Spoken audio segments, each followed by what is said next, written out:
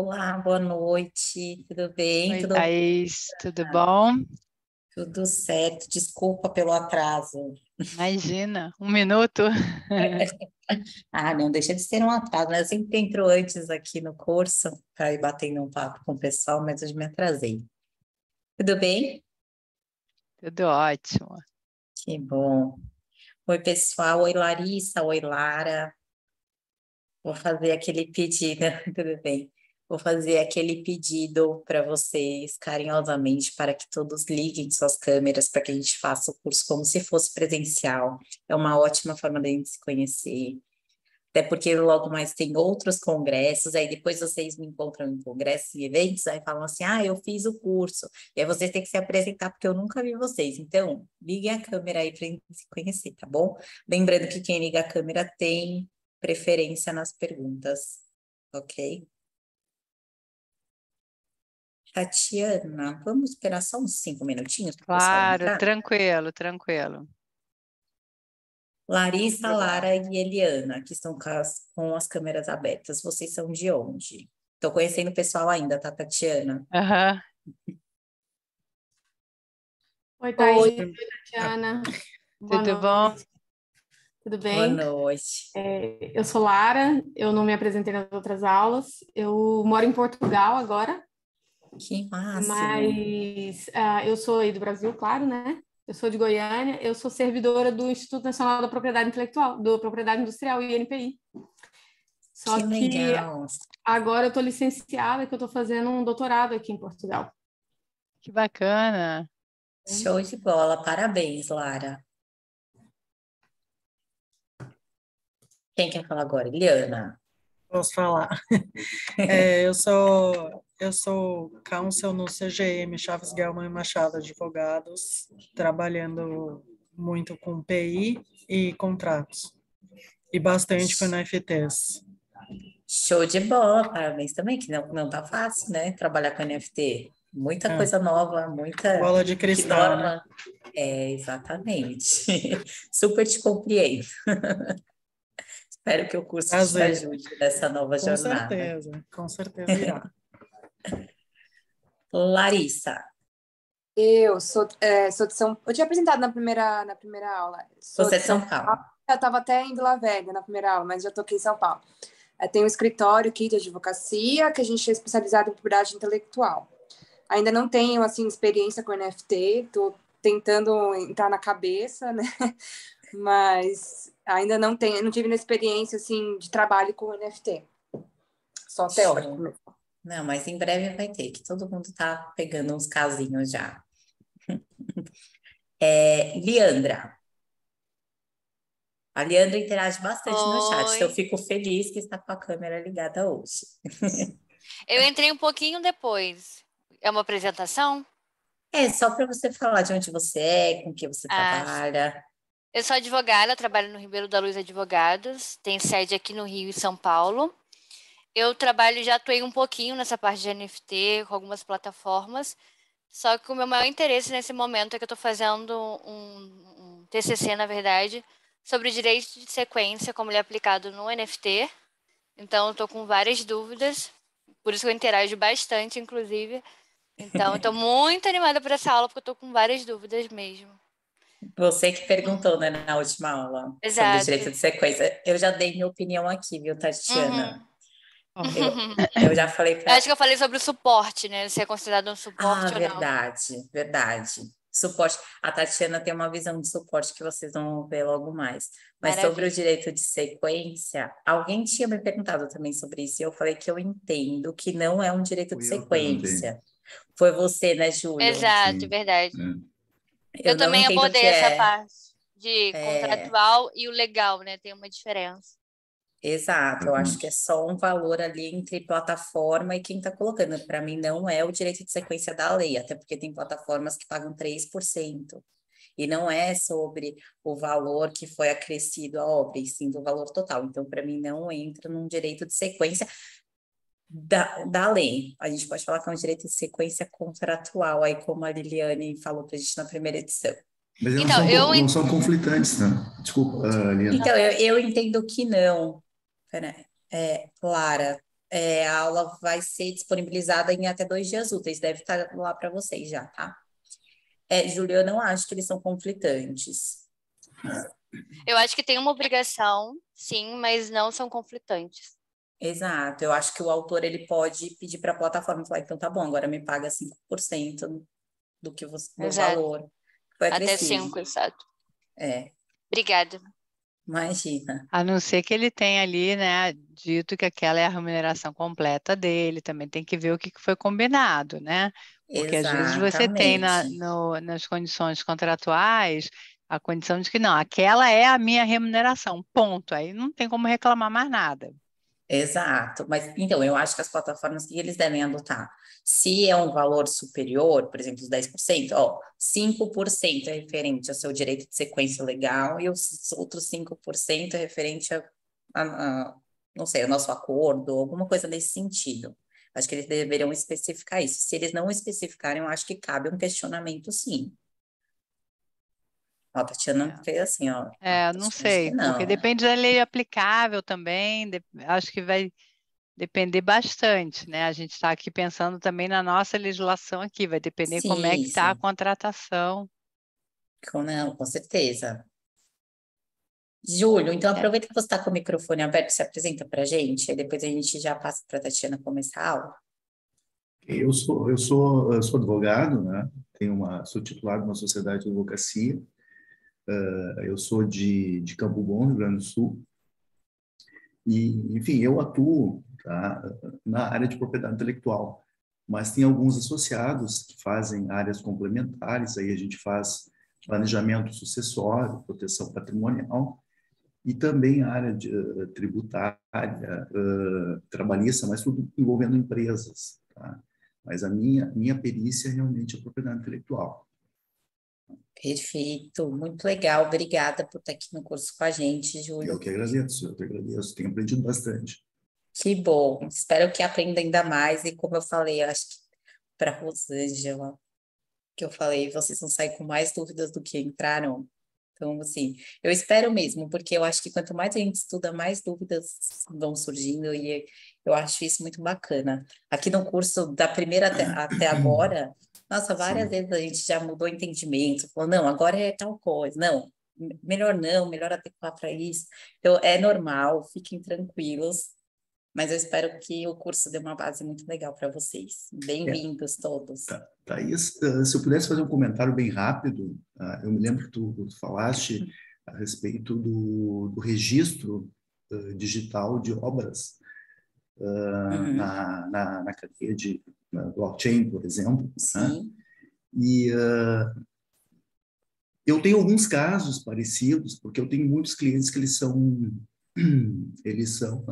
têm TV, YouTube, canais de YouTube. E a Biblioteca Nacional, como a gente sabe, tem uma burocracia muito antiga ainda, tudo em papel, enfim, é um absurdo que a gente ainda viva isso. Né? E eu estou tentando, com alguns deles, enfim, a gente tentar viabilizar um projeto piloto, pelo menos, que a gente possa compatibilizar tanto o registro, tá? Mesmo que ele seja meramente declarativo, mas que ele tenha outorga estatal da biblioteca, juntamente com um registro na cadeia blockchain.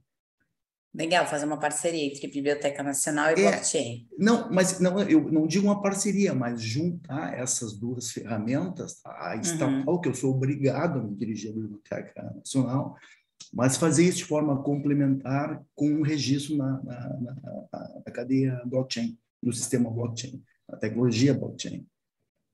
Não, legal. É que você usou uma palavra, a Tatiana vai poder falar melhor, que a Tatiana que é especialista em direitos autorais, tá? Eu trabalho mais com marcas. Mas assim, você falou, eu sou obrigado a ir na Biblioteca Nacional. Não tem essa obrigação de ser na Biblioteca Nacional. Você pode registrar, porque um documento é só para garantir a anterioridade da obra. Você não tem obrigação de registro da obra. E aí não precisaria ser na Biblioteca Nacional. Poderia ser num cartório, por exemplo. Até uma troca de e-mails pode Mas a outorga estatal, por lei, a autarquia, o órgão registral competente pela lei é a Biblioteca Nacional. Tá? Não, dependendo da obra. Por exemplo, uma obra audiovisual. Tá? Não, então, por isso eu estou falando, dependendo da obra, sim. Enfim, eles admitem registrar lá o roteiro da obra, enfim. Daí, contratos mutantes, teria o registro da obra audiovisual. Mesmo porque eles não aceitam que eu envie para lá, por exemplo, um arquivo com vídeo. Isso é alguma coisa de outro mundo para a Biblioteca Nacional, né? Porque eles estão, é tudo por papel, né? Enfim, é um absurdo. Então, a gente está tentando fazer um projeto piloto, tentando compatibilizar, de repente, fazendo o registro da obra na biblioteca, ter o documento de propriedade, vamos dizer assim, mesmo ele sendo meramente declaratório, juntando isso, por exemplo, num arquivo lá com a obra no sistema, na tecnologia blockchain, por exemplo. Tá? Isso tudo. Não, mas eu acho que isso hipotético. É o futuro mesmo, viu, Júlio? Eu acho que é o futuro. Já tem plataformas em que você registra, não tem outorga estatal, mas já tem plataformas em que você registra na rede blockchain, como a autora da LDSoft, que eu mencionei aqui na primeira aula. E são muito úteis, muito rápidas. Eu fiz um registro esses dias, eu não demorei 3 minutos para registrar. Então, assim, é muito rápido, muito ágil, e eu acho que esse vai ser o futuro mesmo, Júlio. Eu acho muito legal esse projeto. Porque a gente não precisa fazer esse tipo de gambiarra, aí, vamos dizer assim, porque o registro no sistema blockchain, como também outros tipos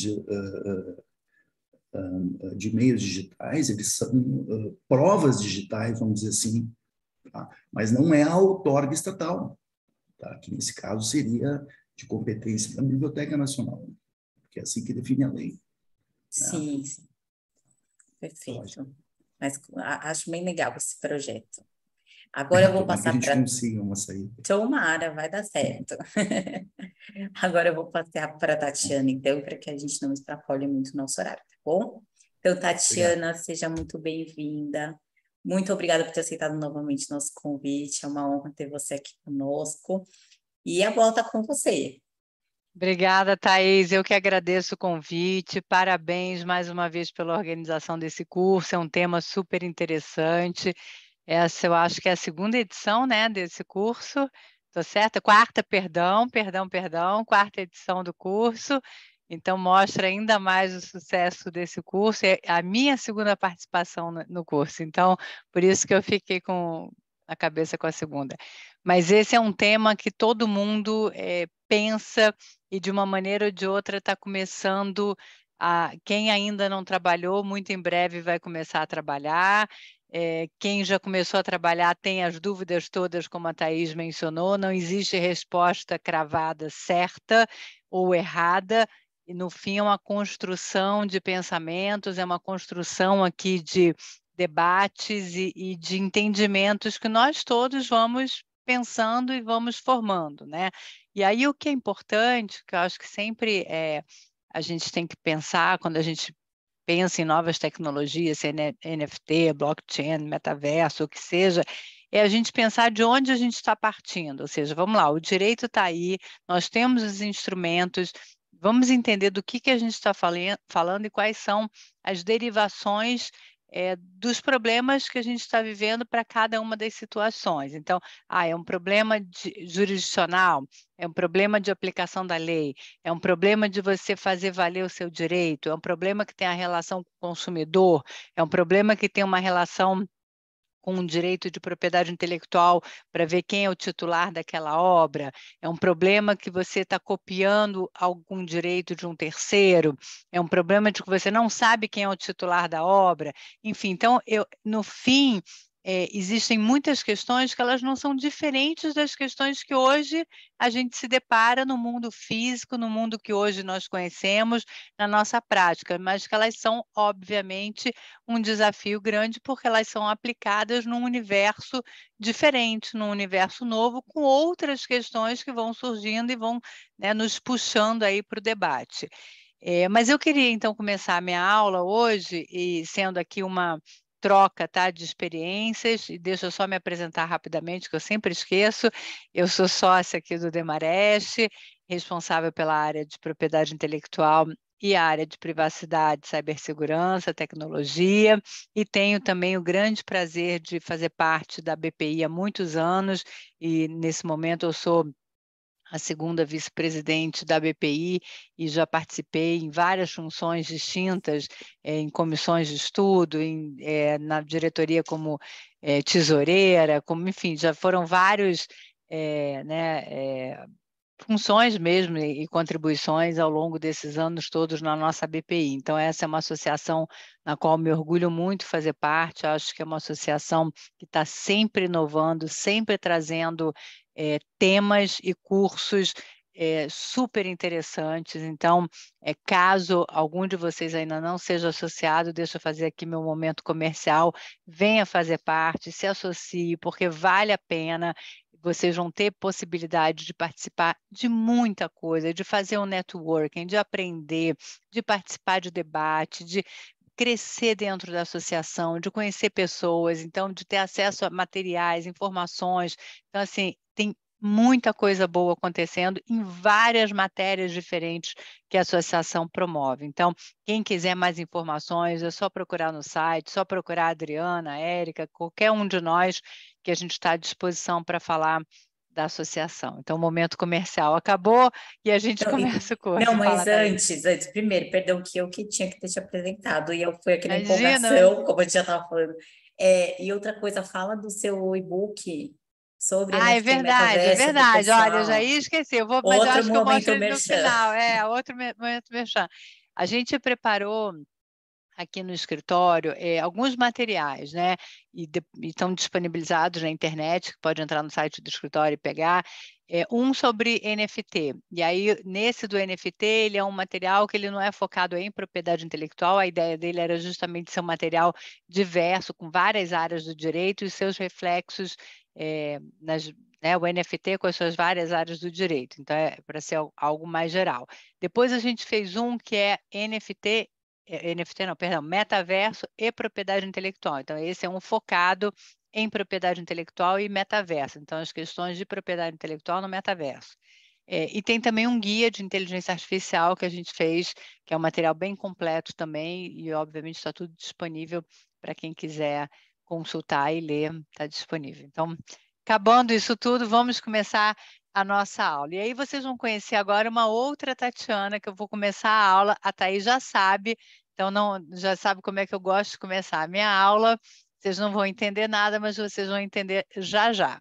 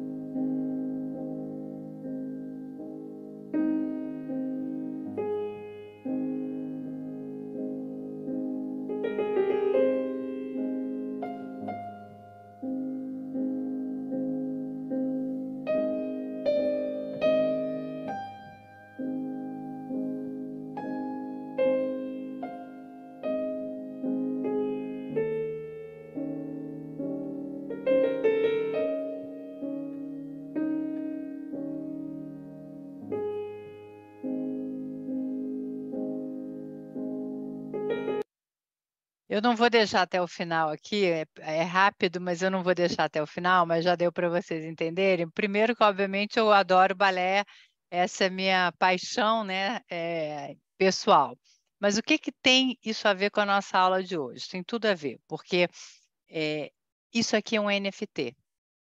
Essa é uma bailarina super famosa e ela criou o primeiro NFT relacionado a balé, o primeiro NFT de dança.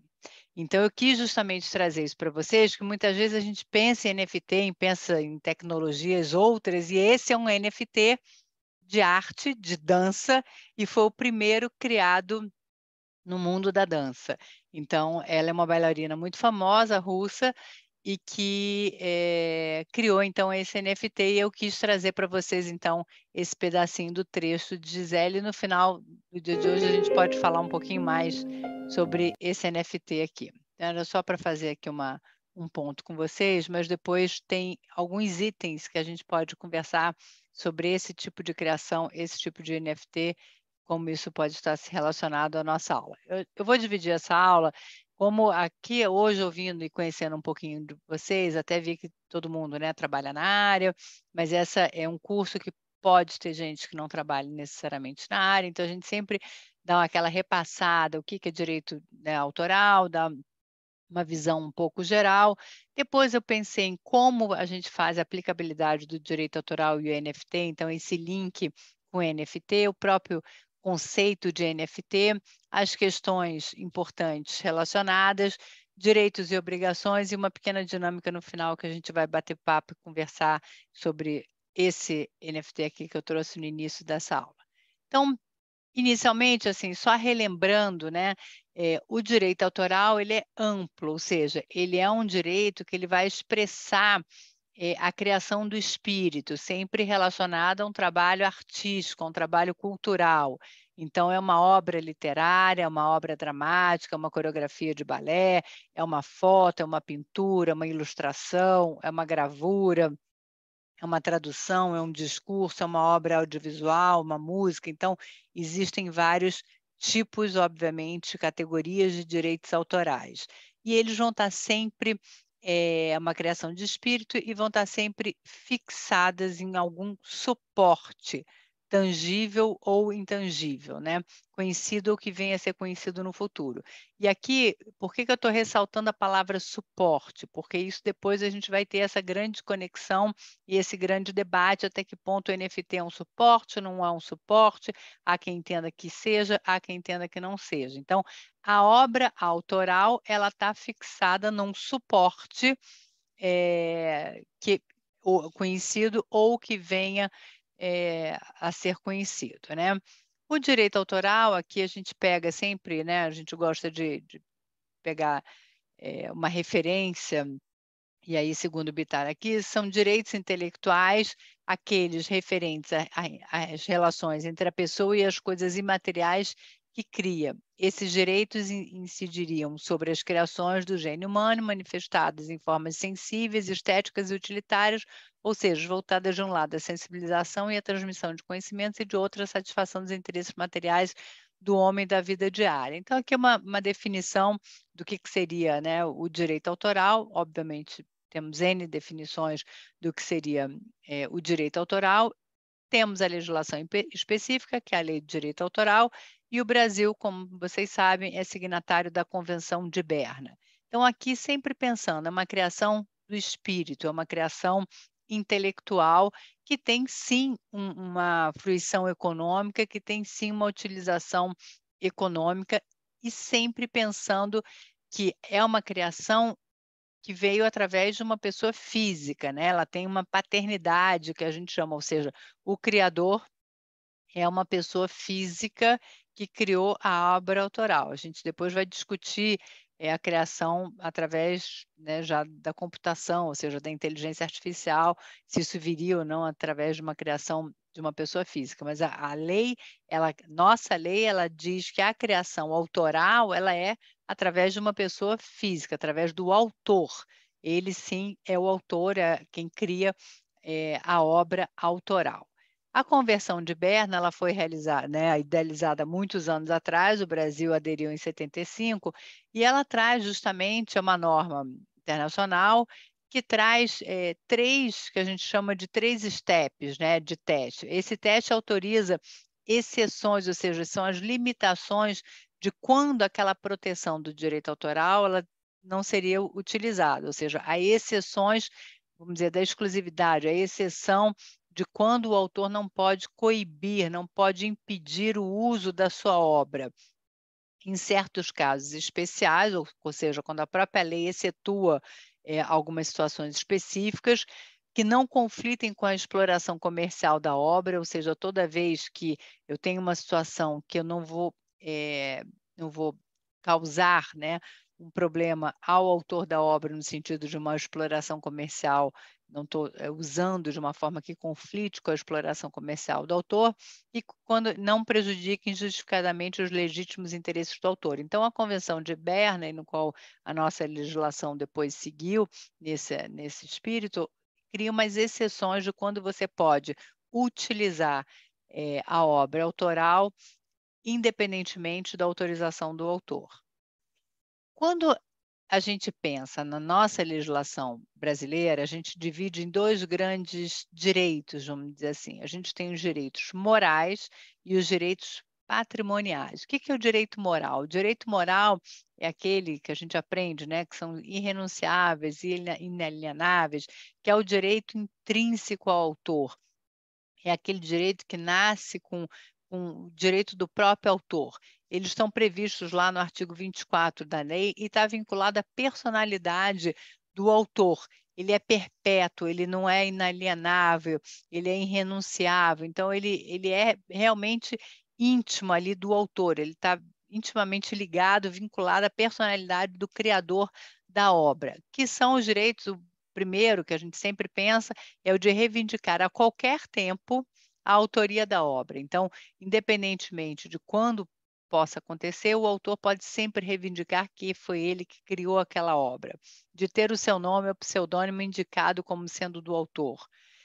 Conservar a obra inédita, assegurar a integridade da obra, opondo-se a qualquer modificações ou práticas de atos que possam prejudicá-los. Esse é um item importante aqui, interessante, depois a gente vai ver na questão do NFT. Então, o autor pode dizer, não, eu não aceito modificação na minha obra, eu quero que ela seja mantida na íntegra, exatamente como eu fiz, eu não admito que nada modifique a minha obra.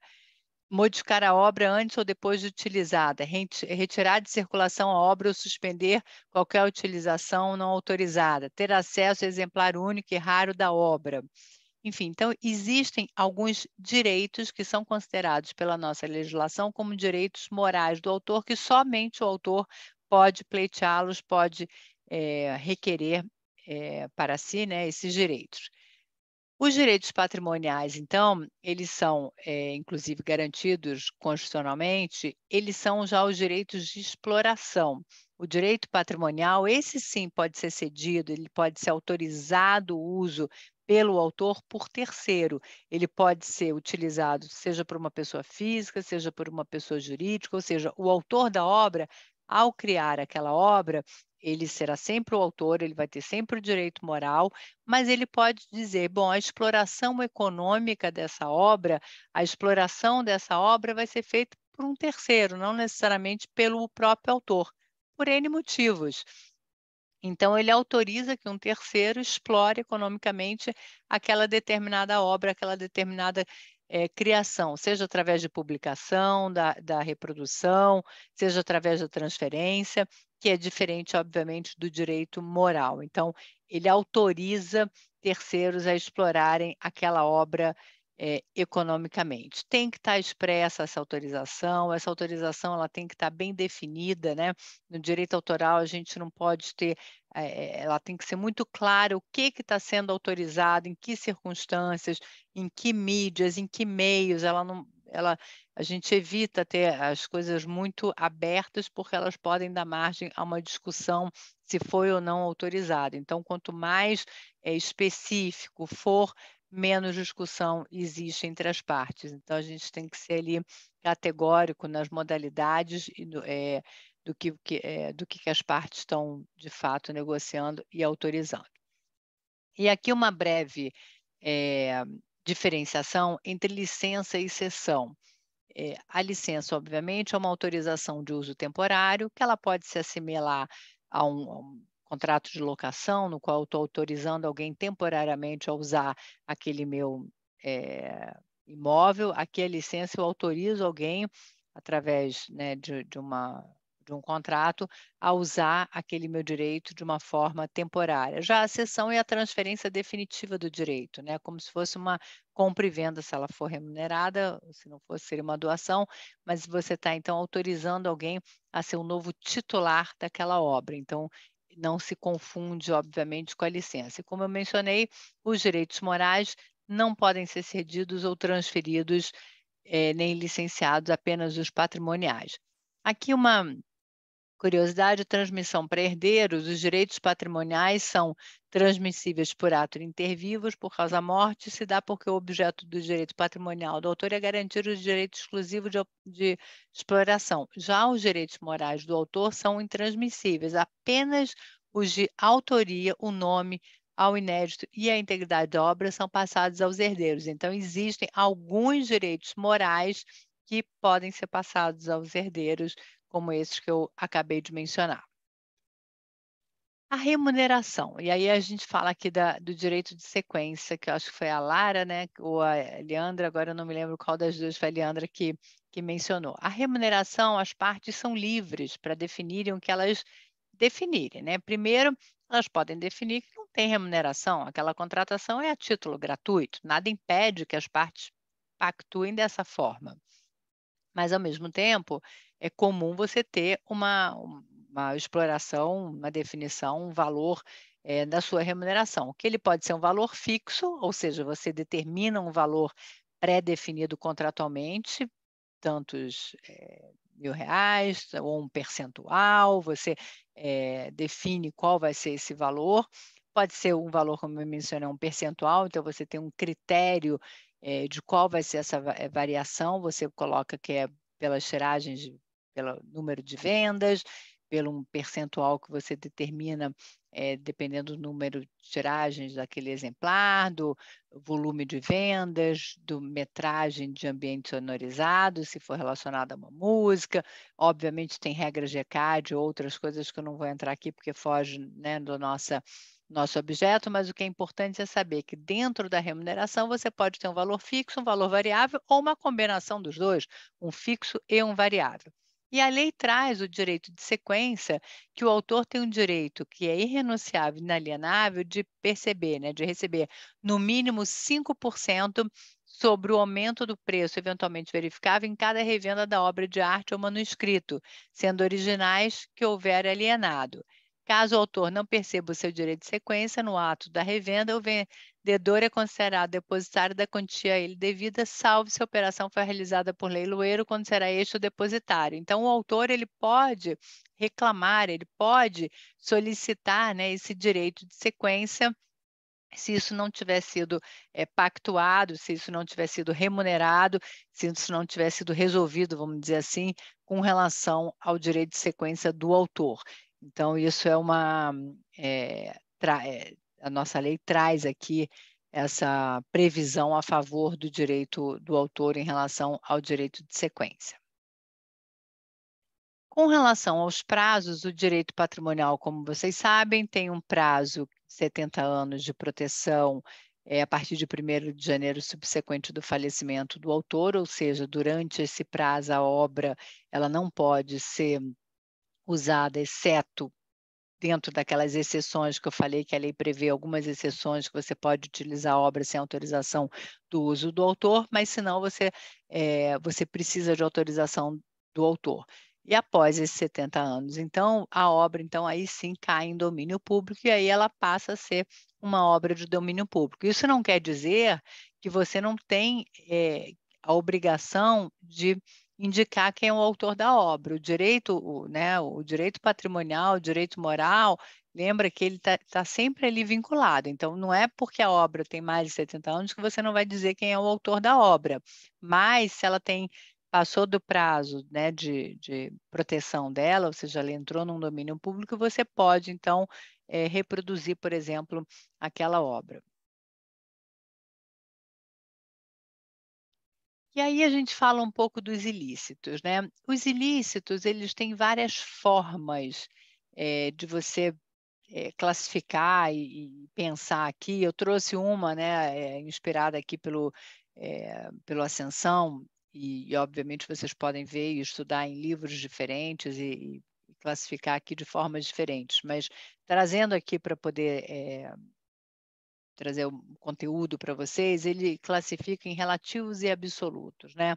O relativo seria aquele descumprimento contratual, ele é relacionado a um descumprimento contratual, por exemplo, falta de remuneração, ou seja, o licenciante não pagou o licenciado, me desculpa, não pagou ao licenciante pela remuneração devida contratualmente, ou eu explorei mais do que eu poderia em termos de número de cópias, só me era permitido fazer uma determinada tiragem, eu vou reproduzir mais do que me era permitido. Então, ele é relacionado a um descumprimento contratual que eu fui além do meu limite.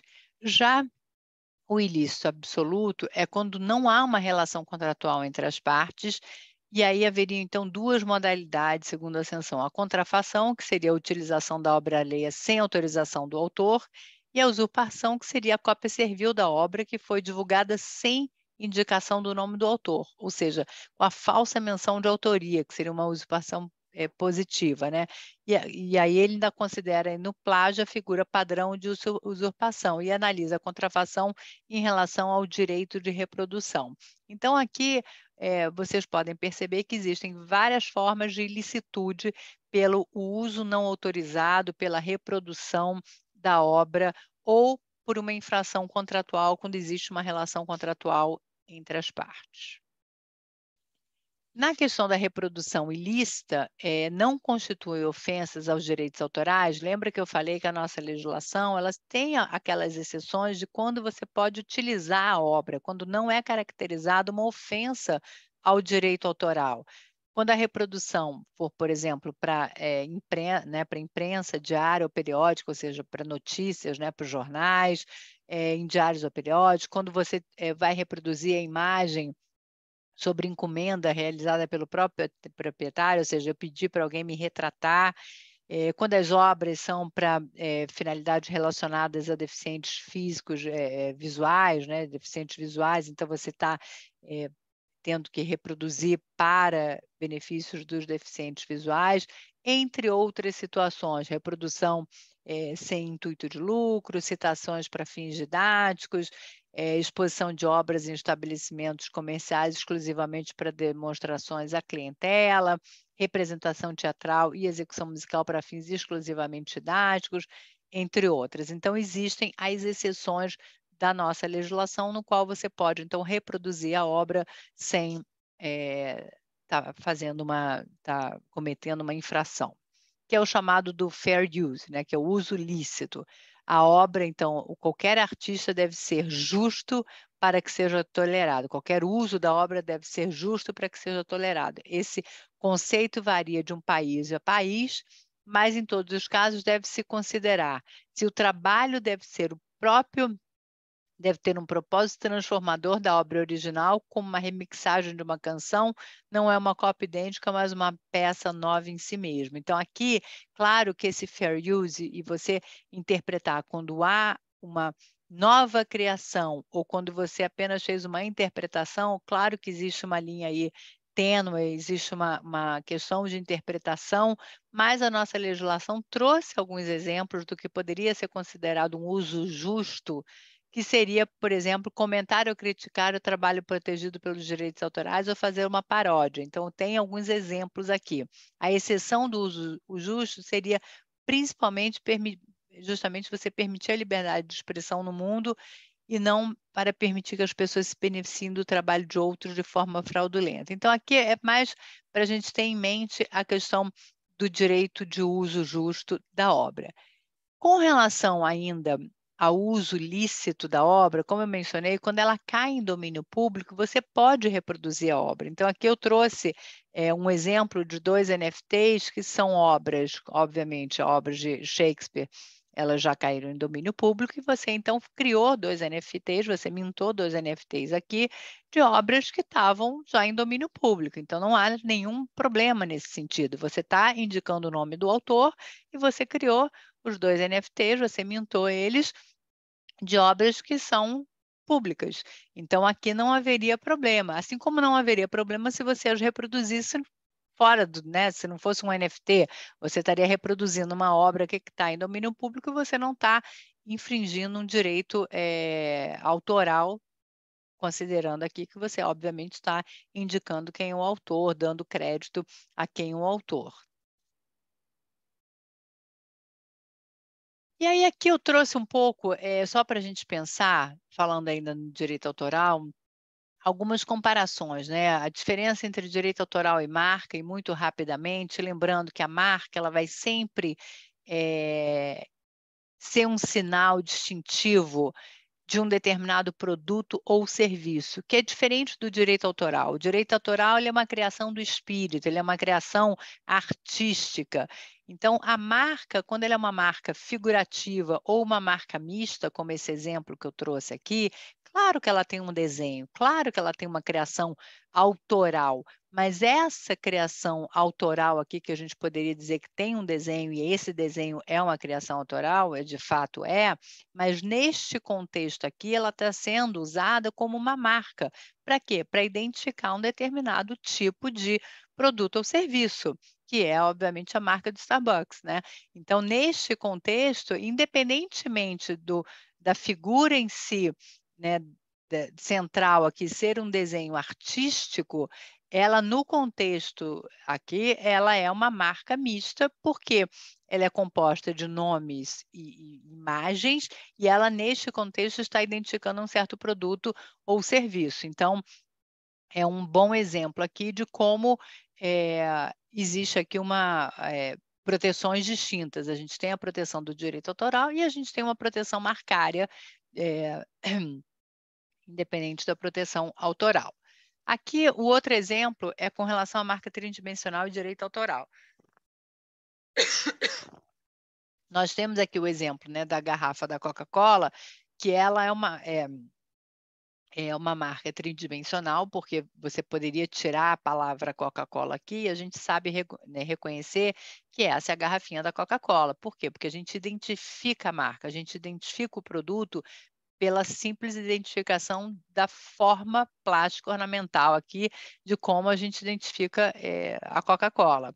E não deixa de ser, obviamente, uma criação, esse desenho que é a embalagem da marca da Coca-Cola, mas você pode, então, ter a marca tridimensional, mas ter também a criação do direito autoral, não se confundem aqui as formas de você proteger uma e outra um ou outro direito, né?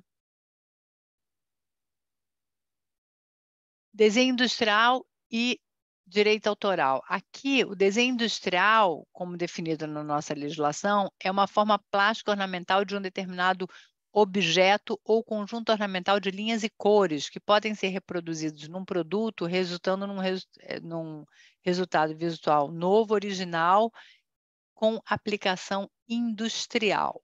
Lembrando que no direito autoral a gente não necessariamente não tem aplicação industrial, uma criação do espírito, né? Uma criação artística. Então aqui, essa bolsa ou essa estampa, eles são criações com aplicação industrial, eles são criações que deram um novo formato, né, de cores, desenhos e formas, então eles são protegidos como desenho industrial. Embora a gente possa dizer, bom, mas tem uma criação autoral aqui, porque tem um desenho também aqui da flor. É verdade, tem o desenho da flor, que é uma criação autoral, mas ele, nesse contexto aqui, ele também está protegido como um desenho industrial. Então, são criações, são proteções distintas que a gente pode ter tanto do direito autoral quanto do desenho industrial. E aí a gente entra na aplicabilidade dos NFTs. Alguma dúvida até aqui? Eu não estou vendo se alguém tem dúvida. Tatiana, você prefere que vai falando as coisas contigo ao longo ou você prefere que deixe para depois? Pois é, eu não sei, Thaís. Aí eu não sei o que é. Você quem como manda. É que a gente eu tô faz. aqui acompanhando o chat. Se alguém mandar A gente pergunta tem aqui, até eu te aviso. 19h30, né? Mas assim, o pessoal já está acostumado que não termina bem 19h30. Tá. Que a gente vai Então, vou fazendo as fazer o perguntas e seguinte: prolonga deixa um eu correr a pouquinho. apresentação e aí a gente faz no final, acho melhor. Mas então vão anotando as dúvidas, ou então mandem aqui no chat, que aí no final a gente lê, tá bom? Só para vocês não esquecerem de nada. Isso. Aplicabilidade em NFTs. Aqui eu trago alguns exemplos para vocês no metaverso e NFTs, né? Esse primeiro exemplo aqui, ele é um exemplo interessante, porque isso aqui foram os artistas que eles fizeram grafite num muro, E depois que a obra estava pronta, eles fizeram, obviamente, como se fosse um escaneamento, vamos dizer assim, da obra e destruíram o muro. Então, a ideia deles, desde o início, não era ter o muro, o grafite no muro, era fazer o NFT. Então, eles só fizeram o muro para poder fazer o tal do escaneamento, para depois virar o NFT. Então, o muro foi destruído e esses desenhos, né, o grafite todo, que foi como se fosse escaneado, ele foi, vamos dizer assim, quebrado em vários pedaços, né, separado em vários pedaços, e aí foram cunhados em vários pequenos pedaços e transformados em NFT. Então, foi uma forma de você ter uma produção artística, uma obra, um grafite em NFT. Já o exemplo aqui da moda foi você ter um desfile em NFT. Então, você foi um desfile do Fashion Week, New York Fashion Week, que foi a Second Life, foi justamente você, dentro desse ambiente, você ter também, no ambiente do metaverso, o NFT desse desfile. Aí você entra no mundo do fan tokens, né? No mundo do esporte é muito comum e a gente começou muito com NFT relacionado ao mundo do esporte. Então você compra um determinado NFT porque te dá acesso, porque te dá direito, porque te dá empatia com um determinado tipo de esporte no qual você se relaciona.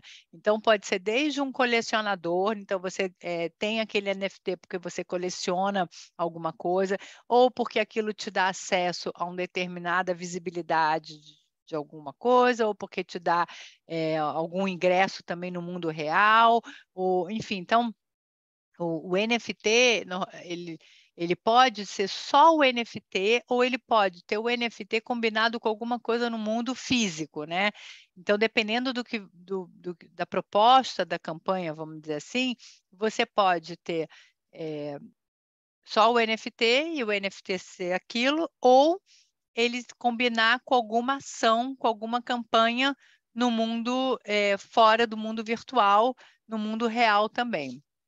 Então, aqui tem alguns exemplos do NFT no mundo do esporte, que começou muito forte no mundo do esporte, o NFT. Aqui também, ainda no mundo do esporte, esse foi um NFT cunhado enquanto o jogo estava sendo transmitido. Então, à medida que os gols estavam sendo feitos, imediatamente o NFT estava sendo criado e você podia, então, adquirir o NFT do gol que você acabou de ver um segundo atrás no campeonato. Então, isso foi um outro exemplo bem interessante de NFT. Eles estavam fazendo leilão quase que simultâneo, logo depois que o gol era feito. Ainda no mundo da moda, mais um desfile do Dolce & Gabbana. Aqui, esse desfile, você tinha direito a ganhar o acesso ao desfile virtual, vamos dizer assim, mas você recebia também em casa, pelo que eu li das informações, recebia também a roupa, algumas coisas também físicas, no mundo físico. Então, você não só tinha um acesso ao NFT e a toda a questão no mundo virtual, mas você recebia também esse tecido, que era um tecido super especial, em casa, numa determinada roupa especial. Bom, a Nike investindo muito na questão do skin, né? Então, toda a questão de tênis e roupas no skin, então, na venda, né, de NFTs, que são skins no ambiente aqui que você pode comprar roupa, né, e os tênis também. Na questão de música, essa é outra área muito forte. Os NFTs, você pode participar de shows. Então, você é fã de uma determinada banda, você é fã de um determinado, né, músico, você pode comprar o NFT e isso te dá acesso, às vezes, a músicas exclusivas ou a trechos de músicas exclusivas, a álbuns exclusivos ou a álbuns antes deles serem lançados no mundo virtual, no mundo sem ser virtual. Então, o NFT ele te possibilita, às vezes, acessos ao que você antes do tempo ou a coisas que, se você não tiver o NFT, você não vai ter acesso, né? No mundo da arte também, esse foi um fundraising, na verdade, eles... Gente, desculpa, minha garganta está no lixo já. Eles fizeram como se fosse um crowdfunding mesmo, né? De NFTs para conseguirem patrocínio por filme.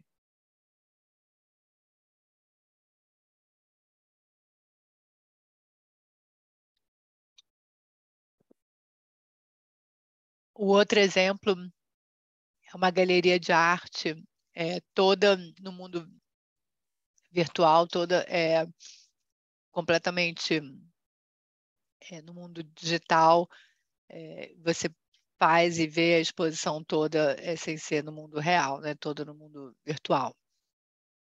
Então, aqui, assim, o que eu tentei trazer para vocês foram vários exemplos diferentes de NFTs, mas sempre relacionados, alguns a esportes, mas outros relacionados muito à arte, seja na música, seja no cinema, seja na galeria de arte, na dança, enfim, todos eles para trazer para vocês. E aí, o que são, então, os NFTs e o que a gente ouve muito falar dos NFTs, né? Então, primeira coisa que a gente tem que pensar, e talvez isso já seja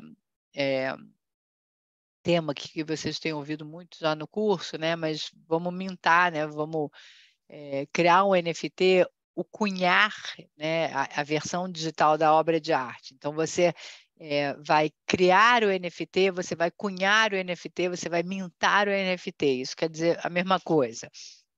Então, o que isso quer dizer? Você vai tokenizar a obra de arte. Então, é como se você fosse pegar uma obra de arte que existe, ou que você vai criar, se fosse o caso, e você vai transformar ela para ela virar um NFT. Então, mais ou menos isso, né? Então, o que a gente tenta traduzir um pouco os conceitos, e a ideia é essa. Então, quando a gente pensa em NFT, o NFT, ele é a garantia de autenticidade de uma determinada operação.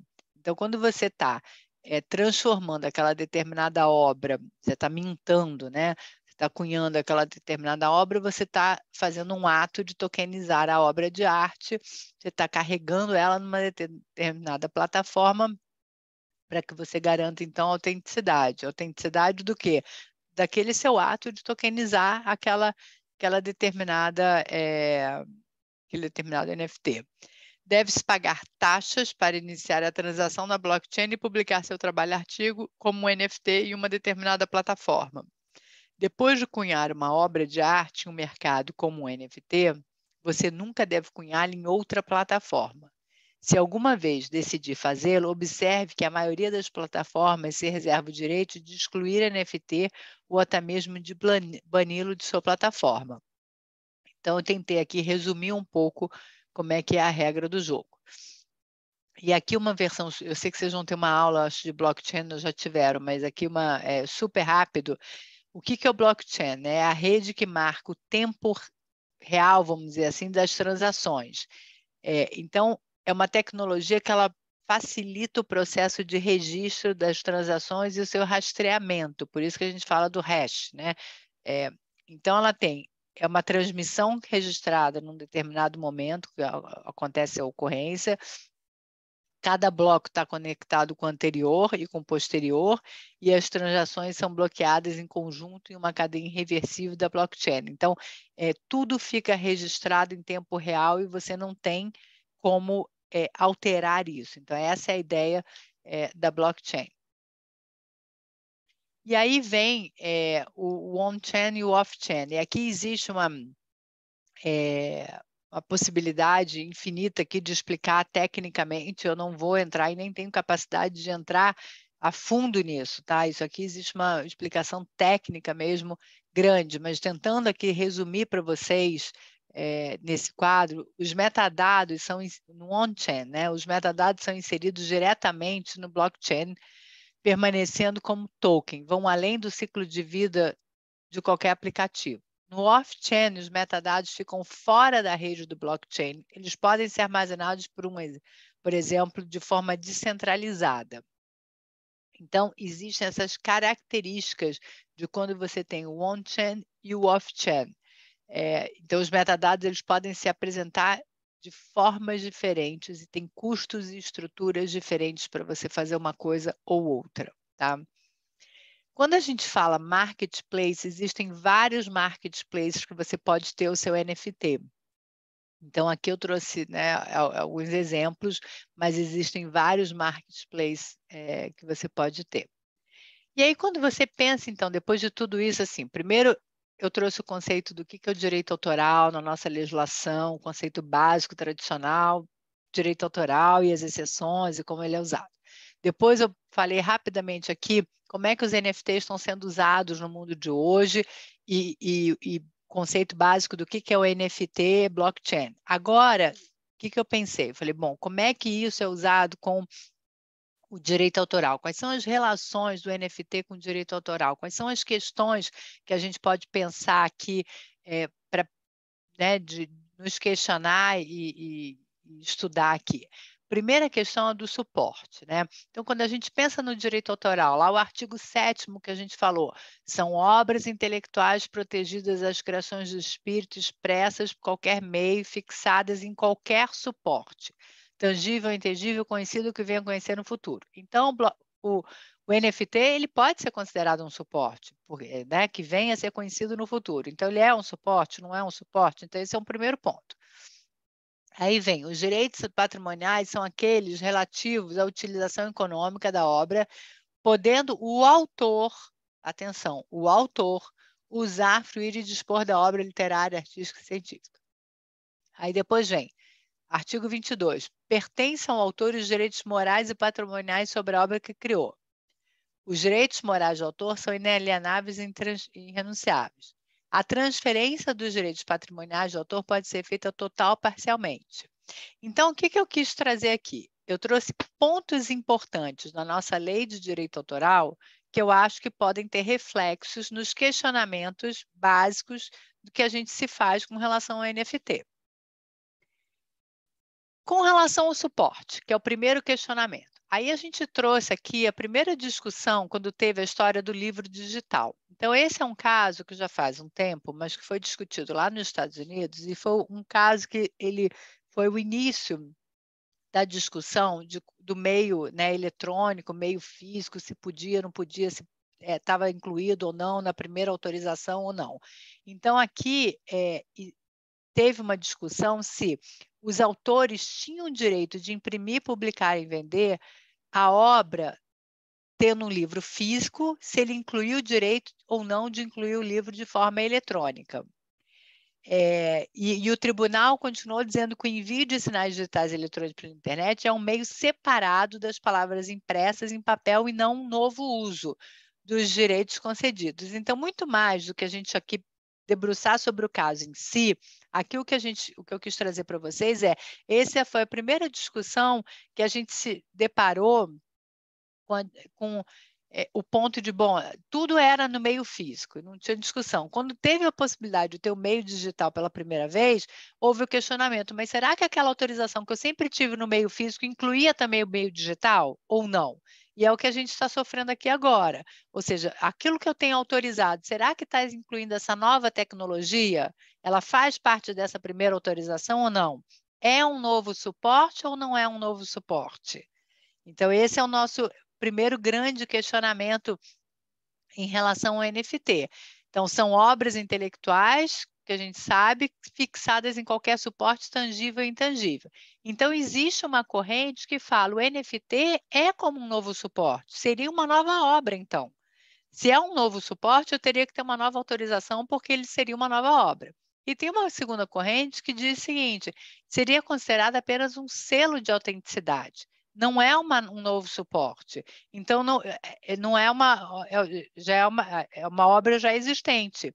Então, existem duas correntes aqui. Uma que entende que é um novo suporte, e aí, sendo uma nova novo suporte, ela é uma nova obra por si só, porque na hora que eu faço ela, na hora que eu, entre aspas, digitalizo, que eu cunho, que eu minto, ela é uma produção de uma obra em si, e tem uma outra corrente que fala, não, ela não é uma nova obra, é apenas um selo de autenticidade de uma obra já existente, eu não estou criando nada novo. Né? Então, no caso de obras inéditas criadas, o NFT seria o suporte à obra em si. Então, aqui seria um caso específico. Então, essa primeira e a segunda corrente que eu coloquei acima seriam para obras já existentes, tá? Então, assim, tem certo ou errado por enquanto? Não tem. Existem duas correntes. E a gente tem que entender essas duas correntes e saber das discussões dessas duas correntes, tá?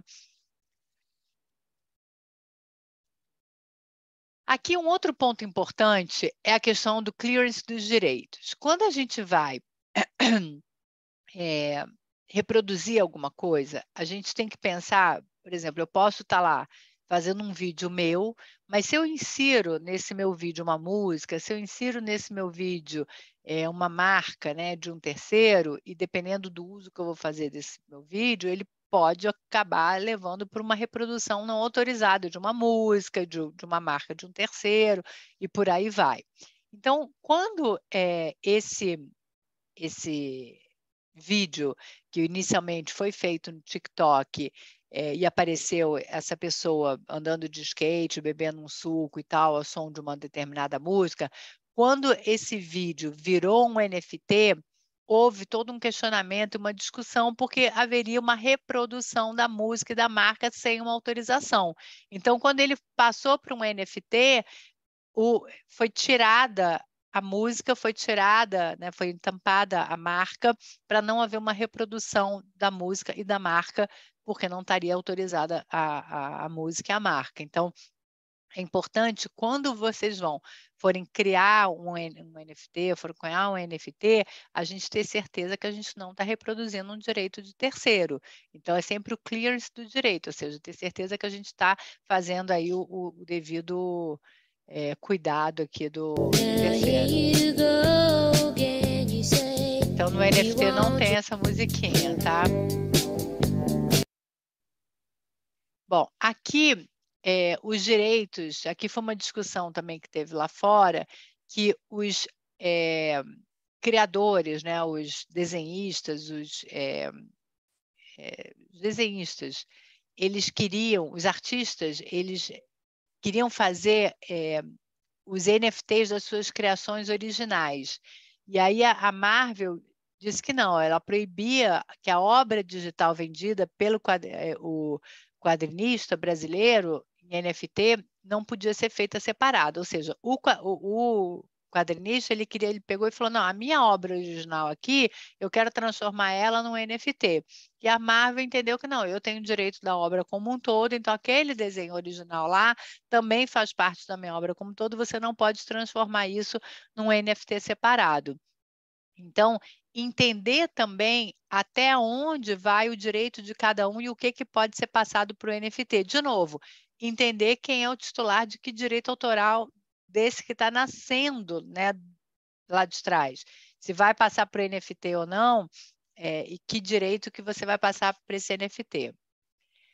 Aqui foi um exemplo de um fair use, eu tentei trazer aqui um exemplo de um fair use, que foi um caso aqui de uma paródia, então justamente você ter um NFT sendo um exemplo de fair use.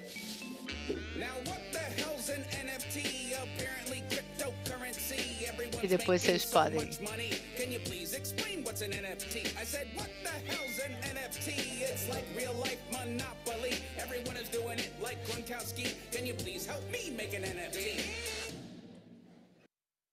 Bom, aqui o outro uso lícito, né? Esse livro, que obviamente está em domínio público, ele foi feito um NFT dele, e aí não teria problema, porque assim como aquele quadro lá aliás, quadro não, as obras de Shakespeare eu mostrei, esse ele também está em domínio público, então você que faz um NFT do livro que está em domínio público, não teria problema por conta de estar em domínio público.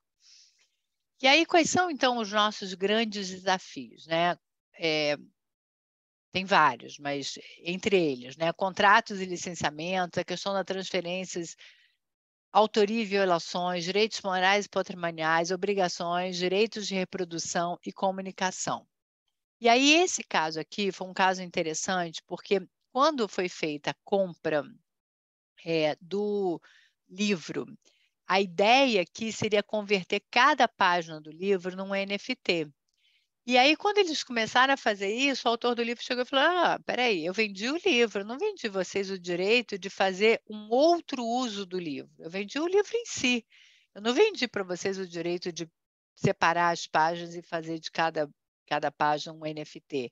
Então, teve toda uma discussão exatamente sobre qual o limite do direito e o que eu estava adquirindo de direito ao comprar aquela determinada obra. Então, é importante, de novo, fazer o clearance, verificar o que a gente está comprando, adquirindo de fato, para ver até que ponto eu posso, a partir daí, fazer o NFT, reproduzir isso ou não. Ou seja, não é o simples fato de eu estar comprando uma determinada obra autoral que ela está me dando o direito de fazer o que eu quiser com aquela obra autoral. Então, como qualquer regra básica, a gente tem que ter o cuidado de verificar o limite desse direito. Então, a Dow diz que agora pretende criar um spin-off inspirado na série e montar uma equipe criativa para criar o primeiro longa-metragem financiado por NFTs no mundo. Então, essa foi um caso assim, bem emblemático que, obviamente, eles adquiriram achando que iam fazer um sucesso tendo os NFTs e na verdade, não conseguiram por conta dessa discussão. A venda de um NFT concede direitos autorais sobre o ativo subjacente?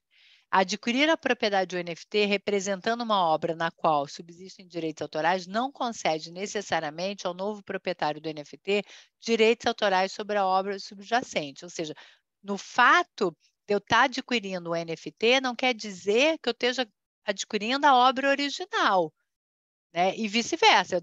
O fato de eu estar adquirindo a obra original também não quer dizer que eu esteja adquirindo o direito de fazer um NFT. Então, isso a gente tem que tomar cuidado. Mas, então, o que se pode fazer quando se compra um NFT? Quando um NFT é comprado, o que está se adquirindo são apenas os direitos de exposição e fruição da obra. Ou seja, no caso de uma música, reproduzi-la quantas vezes quiser, sem necessidade de pagar novamente pela reprodução.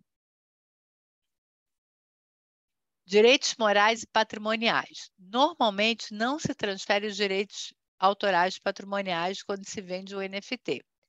Assim, sem a devida autorização prévia por escrito do autor, adquirente do NFT não pode editar ou reproduzi-la, sem detrimento das hipóteses previstas na lei. Além disso, mesmo que haja essa autorização, é importante ter em mente também que o autor sempre caberá manter seus direitos morais, que são inalienáveis e irrenunciáveis.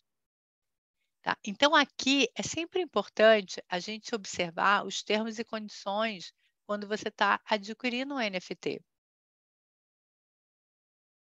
O caso Tarantino. Aqui, quando o Tarantino anunciou a intenção de fazer NFT relacionado ao filme, a produtora Miramax diz que concedeu todos os direitos, né, sobre o filme, mas aí o Tarantino disse que não, reservou os direitos para mídias específicas, incluindo publicação de música e mídia interativa.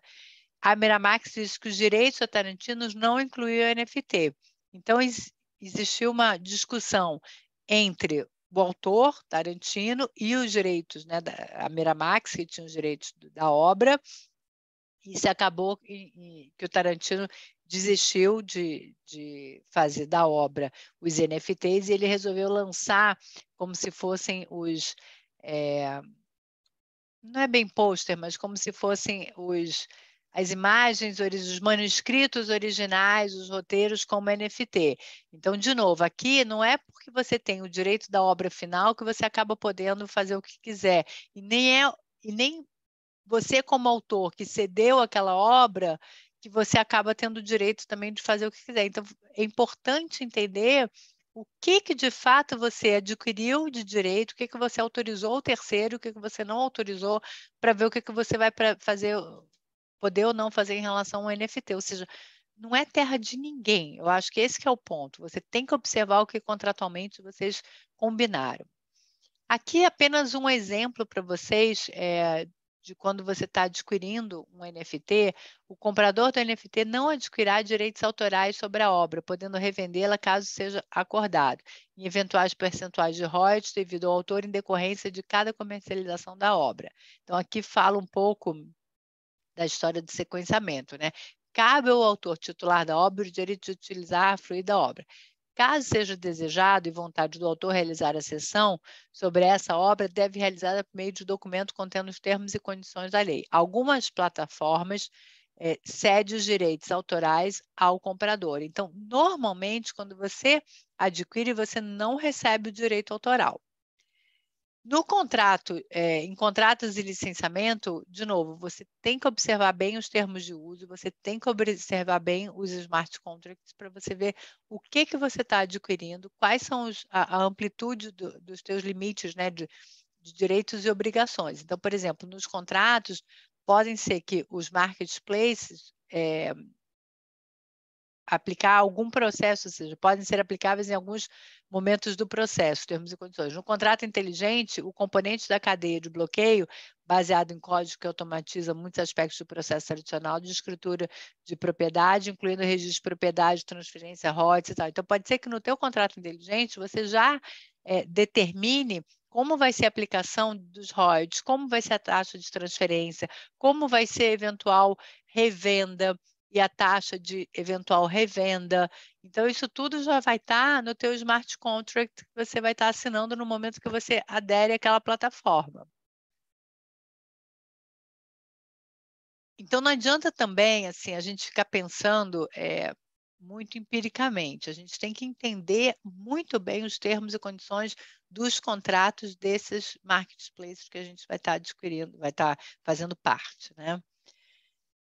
Os contratos de licenças que são usados para as coleções de NFTs tipicamente cobrem conceitos básicos, tais como concessões das licenças, taxas de royalties, as restrições, as rescisões, a lei regente e por aí vai. Aqui, termos de uso. Eu trouxe também um exemplo, tá, para vocês. Os termos de uso ditos os direitos que tanto o autor quanto o comprador terão sobre o NFT. Então, tá lá, tudo no contrato. A gente tem que ler e tem que entender os contratos. Então, de novo, não é uma coisa que não tem regra. Tem regra, está no contrato também. Então, a gente tem que entender muito bem as regras do jogo que estão no contrato. E aqui é outro exemplo para vocês, tá? Nesse daqui, por exemplo, os termos e condições de uso, eles permitem que crie, né, o fanart, né? Eles criam que o dono criando o fanart a receber permissão dos proprietários, a arte dos fãs não deve usar ativos oficiais do Axie, mas criar a arte única. Então, ele cria uma série de condições aqui. Ó, o NFT pode ser usado para gerar, no máximo, 10 mil em receita antes que um acordo de licença oficial tenha que ser assinado. Então, tem uma série de condições que são pactuadas quando você aceita os termos de uso e o contrato. Aqui é comum que um artista conceda direitos comerciais para explorar o NFT. Nesse outro aqui, por exemplo, os termos e condições são bem específicos, proibindo o uso comercial do NFT. Para cada um tem uma regra diferente. Aqui, por exemplo, eu trouxe uma outra cláusula para vocês verem, que ele diz que ele proíbe a violação dos direitos de reprodução, violação dos direitos de comunicação. Há dois tipos principais de infrações que podem surgir com o resultado de cunhagem não autorizada de um NFT relacionado a um ativo digital. E aí ele especifica. Então, de novo, está no contrato.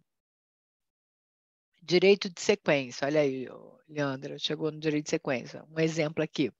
O uso do NFT pode, inclusive, ampliar a aplicação do direito de sequência na medida que, no momento do registro da obra na rede blockchain, é possível estabelecer regras para indenização por uma eventual valorização futura e participação em eventual transferência.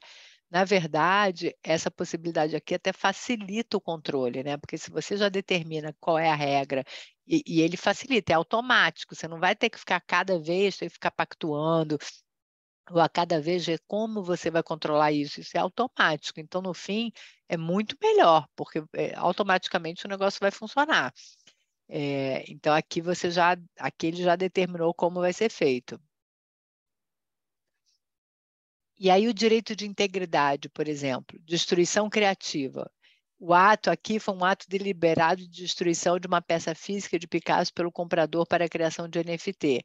Estaria extrapolando seus direitos como proprietário, pois violaria os direitos morais do autor que possui sobre a obra? Então, assim, aqui foi o direito da integridade. Lembra que a lei autoral fala da integridade. Então, aqui a gente estaria violando o direito da integridade quando a gente destrói uma obra para poder criar um NFT? É um ponto, né? Outra aqui é o direito do imaginário. Esse NFT aqui foi o direito literalmente do imaginário. Você imaginou que tinha uma obra ali. Então, possui direitos autorais? Pode ser um NFT, esse imaginário? Você imagina que tem uma obra ali? Então, não sei. E a autoria com inteligência artificial? Lembra que a nossa lei fala criações de espírito. Quando a gente fala criação do espírito, é uma criação de uma pessoa humana, né? Um autor. Então, aqui foi a primeira obra artística criada através de uma inteligência artificial. Então, a inteligência artificial já criou essa obra completamente. É claro que em algum momento teve alguém que criou essa inteligência toda, mas a partir daí a inteligência já foi criando sozinha essa obra aqui. Então, essa obra foi criada através de uma inteligência artificial. Não teve um humano criando aqui, foi uma inteligência artificial. E aí? É uma obra autoral ou não é? Pela nossa lei, que precisa de uma criação autoral do espírito, de um autor. Então, como é que fica isso? Games e cópias. Um NFT inspirado numa determinada marca, recentemente vendido em um leilão. Também permanecem dúvidas sobre quem tem permissão para alterar itens digitais que podem ser usados. Aqui é uma questão de o que você pode colocar dentro de um game em relação a marcas de terceiros ou não. Então, até que ponto você no espaço virtual pode incluir criações de designs e de marcas de terceiros ou não, e aquele clearance que eu falei e mencionei para vocês no exemplo. Aqui é uma dinâmica que, na verdade, como a gente está com uma turma pequena, a gente pode abrir e a gente conversar nós todos aqui. Nesse caso do balé, né, que eu trouxe para vocês no início, por que eu trouxe esse caso? Né? Primeiro, para mostrar para vocês um NFT relacionado a balé, mas o que é interessante, quando eu estava pesquisando e me fez pensar, é que aqui a gente tem vários direitos, né? A gente tem a coreografia. Então, a coreografia ela pode ser uma coreografia que já esteja em domínio público? Pode, mas ela pode ser uma coreografia que não esteja em domínio público.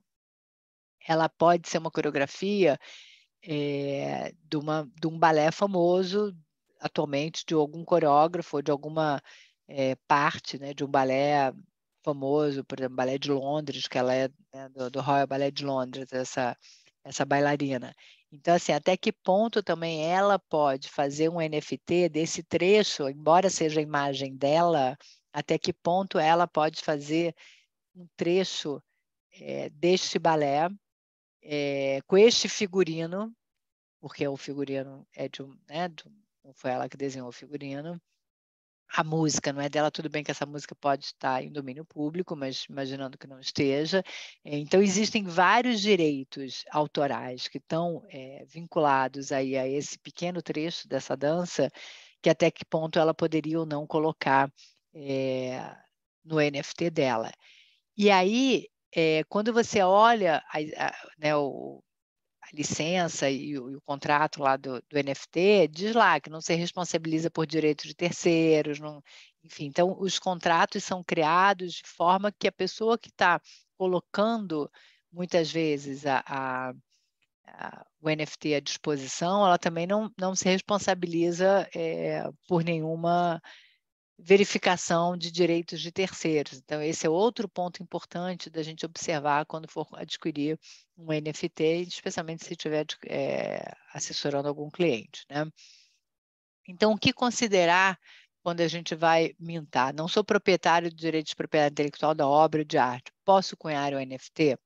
Então, essa é uma questão. Será que eu, não sendo proprietário, posso fazer? Tem autorização? Devo fazer? Não devo? Posso transferir ou vender meus direitos autorais para outra pessoa? Posso cunhar uma peça que eu criei em colaboração com outra pessoa em um mercado? Posso usar ou incorporar a arte de outra pessoa em meu NFT, que é isso que eu acabei de falar? Posso cunhar NFT da obra de um artista que faleceu?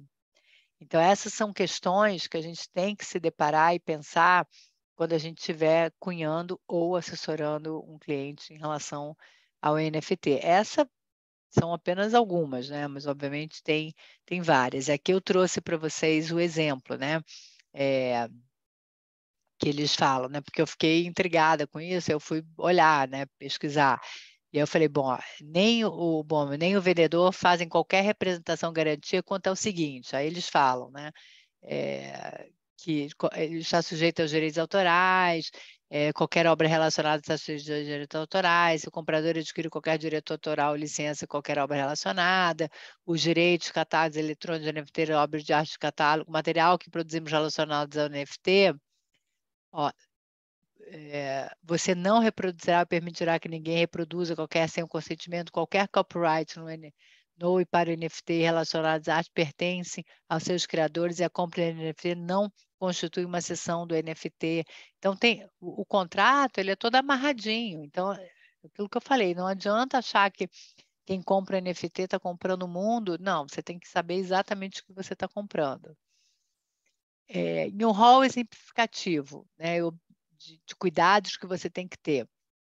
A empresa pode ter avisos de vigilância que podem estender a principais mercados, analisar os termos e condições, tomar medidas quando apropriados. Isso inclui os minters que não têm autorização para cunhar o NFT vinculados aos ativos subjacentes, os mercados onde os NFTs estão disponíveis para venda, os compradores de NFTs na medida em que o comprador de NFT não esteja agindo de acordo com um contrato inteligente, treinamento, ou seja, o pessoal deve ser treinado para que não seja permitido o uso não licenciado de API, seja em NFT ou em qualquer outra plataforma. Então, aqui são alguns exemplos de cuidados que você pode ter ao começar a lidar, né, com o NFT. E aqui algumas tecnologias, vamos dizer assim, do que a gente já observa no mercado em relação a vigilância com relação ao NFT. Então, aqui o Copy Fraud, por exemplo, você já faz um acompanhamento e já começa a ver o que está sendo usado de forma indevida e como você consegue acompanhar alguns artistas digitais de como esse trabalho está sendo feito. E aqui no final, os guias que eu falei para vocês, que vocês vão ter aí na apresentação e no site do nosso escritório tem também. Muito bem, então consegui aqui passar a apresentação um pouco corrido, mas a gente tenta, né, o conteúdo é intenso e estou aberta aqui para a gente poder debater, conversar e trocar ideias. Tatiana, obrigada, incrível como sempre, muito esclarecedora a sua aula, parabéns. Pessoal, mandem suas perguntas, agora é a hora. Leandra, que levantou a mão, pode perguntar. Então, eu tenho uma dúvida quanto à revenda do NFT. Eu vi que você pode não transferir o direito autoral, você tem, por exemplo, o direito à propriedade do ativo, sem propriedade intelectual. Pelo que eu entendi, não há um impedimento legal de você vender a uso próprio, vender para um terceiro esse NFT, porque até o direito de sequência fala em direito de revenda. Mas sem direito autoral eu posso, voltando, né? Sem direito autoral eu posso realmente vender, se isso não estiver expressamente no contrato, no termo de uso, alguma coisa assim? Então, vai depender do que a plataforma disser no contrato, né?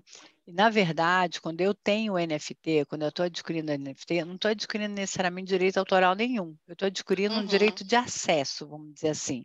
Eu estou acessando aquela música. Eu estou acessando usar aquela skin. Eu estou acessando ver o gol do campeonato que eu quero ver.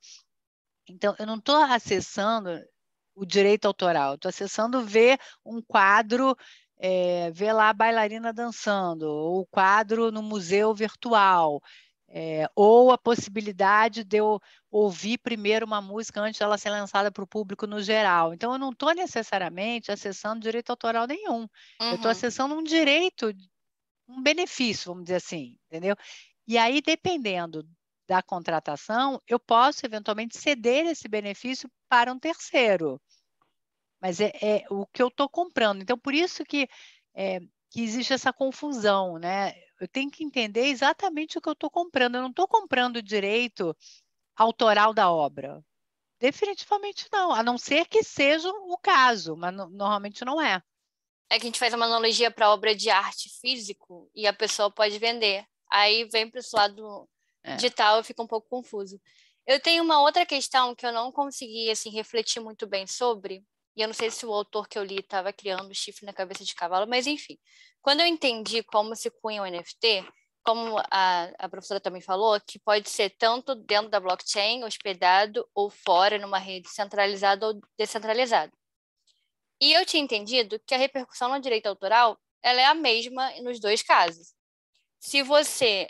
porque o NFT ele não é só um metadado, mas ele pode representar algo. Então, quando a pessoa está comprando, ela está, independentemente de como está sendo hospedado ou não, ela está comprando a obra de arte inserida em blockchain ou não. Só que esse autor ele entende uma repercussão distinta se você estiver hospedando só o metadado dentro da blockchain, ou como se fosse assim, você não vai nem adquirir a obra digital em si, só o metadado da obra. Então, talvez, eu não sei exatamente o que ele está falando, mas talvez, lembra quando eu falei na minha apresentação que existe uma diferença, que tem gente que não entende que é suporte, tem gente que entende que é a criação de uma obra em si, porque tem gente que entende que como se você... Vamos falar digitalizar, não é a melhor palavra, mas que eu acho que é mais fácil para a gente entender. Vamos pensar assim, a gente tem uma obra, a gente digitaliza, que na verdade a gente minta, né? A gente passa pelo processo para virar um NFT. Se você entende que esse processo já cria isso já é uma nova obra, aí você estaria adquirindo um direito autoral.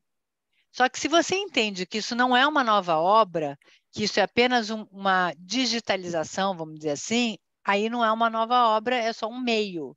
Então, a discussão, ela vem nisso, ela é um suporte, você só colocou ela no meio digital, né? Vamos falar digital Seria assim, uma cópia nesse caso?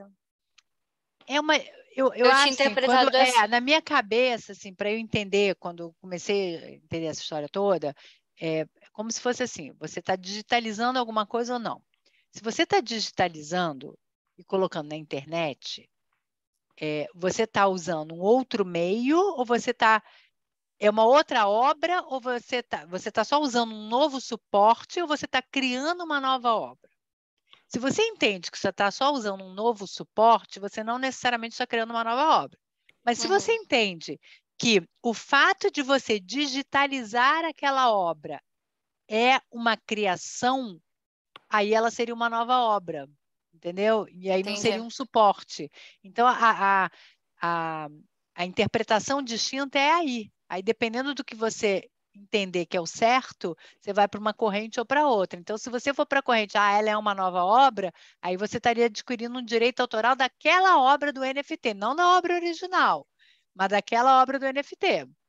Então, a repercussão jurídica, basicamente, você vai pegar nova autorização ou não da obra, nessa questão de... Seria nova, não da original, de qualquer maneira, né? Porque a obra escaneada também poderia ser considerada uma cópia que também teria direitos autorais. Então, isso, a problemática seria pegar a autorização ou não da reprodução. Essa autorização da reprodução, ela já teria que ter desde o início, né? Não, sim, uma nova ou não. Eu acho que assim, a autorização da reprodução você tem que ter desde o início de qualquer maneira. Aí, se você entende que ela é uma nova obra, você estaria eventualmente ganhando o direito dessa nova obra digital. Se você entende que ela é só um suporte, você estaria ganhando um acesso daquele bem, vamos dizer assim, entendeu? Não uma nova obra. É sutil, mas Entendi. Tatiana, posso piorar esse quadro de vocês? Por favor. Pensa comigo uma coisa. Se eu transformo isso numa nova obra, eu posso estar pensando na adição de um co-criador dessa obra. Porque muitas vezes o artista ele não tem o conhecimento técnico para fazer a transformação da sua obra original em um NFT. E se eu venho com certamente não terá, né? Dificilmente terá, né? Dificilmente terá. E aí, se eu venho com um profissional da área de tecnologia que atua sobre a criação desta nova obra, porque é uma criação, visto que ele vai, se eu não estou falando simplesmente de uma transposição, a palavra melhor que eu encontro para isso é uma transposição, para a gente não usar digitalização e não ficar preso àquelas teorias antigas, né? Se eu faço essa transposição, eu estou colocando mais um personagem nessa história. É bem complexo isso, tratar a blockchain, né, como uma nova plataforma. Eu acho que isso complica uma coisa que, na teoria da comunicação, só para vocês terem assim, eu sou jornalista de formação e a minha área é cybercultura. Então, eu fiquei pensando aqui durante essa fala, eu falei, meu Deus, se não vem o cyberespaço como plataforma, a gente começa a dar abertura para tanta coisa, né, que pode, ao invés de melhorar, pode complicar. Assim, e pode dar margem para questionamentos que a gente achava que a lei, falando de qualquer suporte que virá a existir, já tinha resolvido lá atrás, né? É uma coisa bem assim. Eu, como profissional de comunicação estudiosa da área, eu acho que o cyberespaço é a plataforma e que o blockchain e as plataformas que estão dentro da internet, elas são suportes e não uma nova obra, porque senão a gente vai complicar muito essa história. E aí a gente vai ver para quem é bom complicar e para quem não é bom complicar, né? Porque o interesse econômico está aí. Então, a gente tem que pensar muito bem isso. E vocês, como eu não sou advogada, eu trabalho nisso estudando, né? Então, eu fico pensando, vocês vão ter aí uma seara bem grande de discussão nas questões legais, né? Sem dúvida. Obrigada aí pela tua contribuição. Eu acho isso um assunto interessantíssimo, né? Então, porque eu queria pedir para você voltar ali, aquela hora que eu te interrompi, para perguntar quando você queria que fizesse perguntas, porque quando tu fala sobre os usos lícitos, né, você falou ali um pouquinho sobre o uso pela imprensa. E aí eu queria que você retomasse aquilo ali para a gente pensar nesses NFTs ali, quando a gente fala, não, porque a imprensa pode usar como subsídio para uma matéria, para uma reportagem, mas será que isso inclui eu fazer mostrar um NFT, se ele é visto como um produto a ser vendido para alguém, né? Alguém compra, eu compro um NFT e eu quero aquele NFT para mim. Eu não vejo o NFT como uma sucessão de direito autoral. Eu vejo ele como um produto, né? Ele é um produto, eu compro aquele produto, né? Eu vejo o NFT como produto. Se eu tenho ele para mim, a imprensa pode fazer uso desse NFT sem a minha autorização, porque eu não tenho o direito autoral dele, eu comprei ele como produto?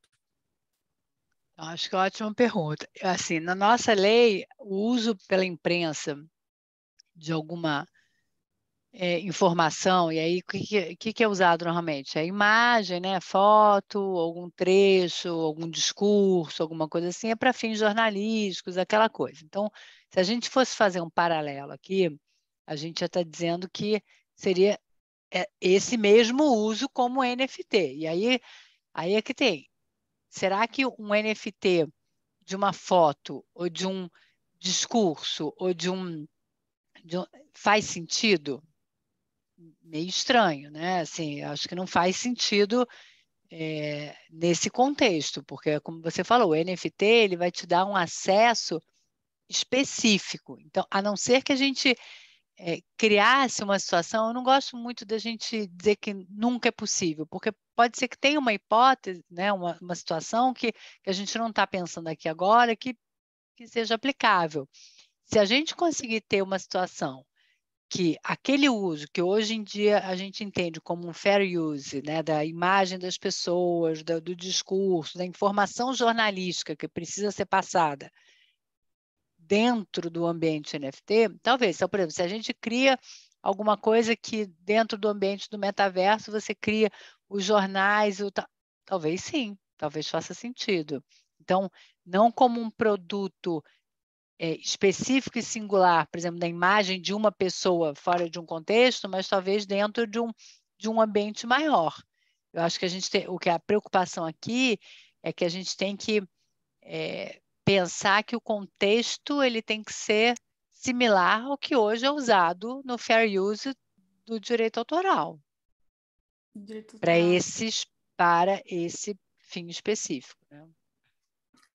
Isso é muito interessante, assim, porque são colocadas nos processos né, legais coisas que, se a gente lê simplesmente a legislação, a gente fala, mas é tão simples. Se não é seu o negócio, você não pode sair vendendo, né? Só que ainda você vai ver as pessoas não pensam assim no mínimo, né? Quando tu fala sobre essa transposição e a criação, né, o minting lá para a criação do NFT, você fala das taxas, que tem que ser paga a taxa. Todas as plataformas, a gente tem um pagamento? Acho que eu vi sim, não sei se tem alguma gratuita, não vi. Acho que eu conheço a maioria, pelo menos, sim. Entendi, porque eu fiquei pensando assim, será que essa entrada no mercado, ela tá... É um problema que a gente enfrenta na área de marcas, né? Na área, acho que em quase todas, que é como atribuir um valor a algo. Como que eu vendo uma marca? Como que eu atribuo valor a essa marca? Tem práticas, né, objetivas, mas também é muito subjetivo. Como atribuir um valor a um NFT na hora de colocar numa plataforma como mas ali era a taxa para você criar ali, né? Era o contrário. Entendi. Agora, sobre o valor de venda, vocês vão ter uma aula prática com uma plataforma que é a NF Trend. Aí lá vocês podem perguntar para o Victor, que vai dar essa aula para vocês, como que eles definem o valor. Agora, sobre isso é o gas fee, né, Tatiana? É aquela taxa por conta Exatamente. para você lançar lá na rede. Entendi. E posso? Pode. Vai lá, Eliana. Obrigada. Eu queria ver se eu entendi direito aquela parte do direito de sequência versus a cláusula que diz que a remuneração num contrato é a remuneração total pela cessão dos direitos sobre a obra. Então, se eu entendi bem, o teu entendimento é de que se você tem essa disposição dizendo que o valor pago de acordo com o contrato é o valor total, toda a remuneração pela cessão, isso incluiria também o direito de sequência, é isso? A princípio, sim. Tá. A princípio, sim. E a redação do contrato. Como boa advogada, eu não vou cravar isso. Mas é o conceito, né?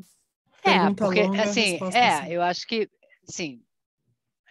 Se você pactua que toda a remuneração é esta, é essa, né? Porque do ponto de vista trabalhista, por exemplo, é um negócio importante, né? Se você contrata, se você tem empregados que criam obras que depois são mintadas ou que nascem digitais e viram NFTs. Mas aí a gente está, pois por isso que eu falei, tudo depende, porque aqui, assim, eu estou pensando num contrato entre, numa situação aqui normal. Não na esfera trabalhista. Acho que a gente tem que... E eu acho que essa questão, Eliana, vai entrar naquele depende de quem está te contratando. Então, se for a plataforma, você vai falando, é um valor total, inclui o direito de sequência, sim. Se for o autor, provavelmente ele vai tentar questionar, falando não estava especificado que era o direito de sequência, certo, Tatiana? Exatamente. E no fim a cláusula tem que estar bem escrita, né? Porque Exato. assim, se você está... tem que estar escrito ali, se tem tudo, se não tem tudo, porque senão gera uma dúvida entre as partes. De um lado e de outro, a cláusula tem que estar bem escrita, porque senão ela pode gerar genuinamente a dúvida, né? Não é nem de má fé de um lado ou de outro, genuinamente pode gerar a dúvida. Certo, obrigada. Sim. Leandra, pode ir. Posso continuar nesse assunto de direito de sequência? Como eu estudei bastante, eu acho que assim, nem sempre a pessoa que está cunhando o NFT, ela vai ter o direito de sequência, porque o direito de sequência é só para o autor da obra, ele não pode ser transferido por cessão ou licença. Então, eu acho que o NFT ele pode também ajudar a você conseguir ver o valor para pagar o autor. Aqui, gente, olha só, não vamos misturar as coisas. No NFT, esse direito da venda, ele se assemelha ao direito de sequência, mas não quer dizer que ele seja o direito de sequência. Entendeu? Porque você só seria um direito de sequência se você entender que o outro é um direito autoral, que não necessariamente está dizendo que é um direito autoral. Né? Então, o que você está dizendo no NFT é o seguinte: eu combino com você que se você revender, você vai ficar ganhando na revenda. É isso que a gente está combinando. Ponto. E aí o que a gente está combinando é que nessas revendas é super fácil de controlar, que é no sistema. E a gente já está combinando upfront aqui qual é esse percentual, que cada plataforma define a sua. Acabou. No direito autoral, o direito da sequência é o que está na lei, e aí vem essa outra discussão toda. Então, assim, eu acho que a gente fez aqui um paralelo para a gente criar os links, assim, as referências, mas não quer dizer que no NFT isso seja o direito de sequência do direito autoral. Só vai ser para quem interpretar que é direito autoral, na situação que for entendida como direito autoral, entendeu? Não dá para a gente... O NFT ele facilita, né, essa questão de você controlar o direito de sequência, mas o percentual que a gente fala não é exatamente o direito de sequência. Exatamente. Mais alguma dúvida, pessoal? Não? Tudo certo? Então tá bom. Tatiana, mais uma vez, obrigada. Imagina, Foi espero que vocês tenham excelente. gostado. Um prazer estar aqui com vocês. Obrigada pelas perguntas. Sempre ótimo. Prazer é nosso. Prazer é nosso. Obrigada novamente. Valeu, Parabéns gente. pela Obrigada. aula. E, pessoal, espero vocês quinta-feira para a aula de Direito do Entretenimento com a Paula Menezes, tá bom? Então, até quinta, pessoal. Até mais. Tchau, tchau. Tchau.